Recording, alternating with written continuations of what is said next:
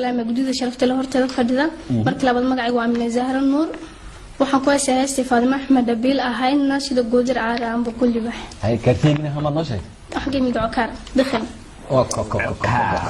وعكار مقالدي من ماذا اوكي سيدا sida goodir caara ma boqol libax amma qulu fauladeeda ma iyuga galabeen amma gali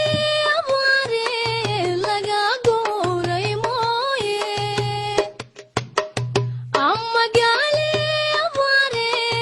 laga gooray mooye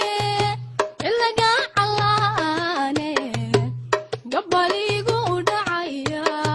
idalaga calaane gabaligu dhacaya dhulkoomadooban xidigaha ku gudaya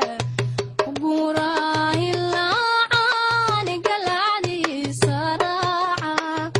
gaaraan bidhantaan hadba meel ku gaada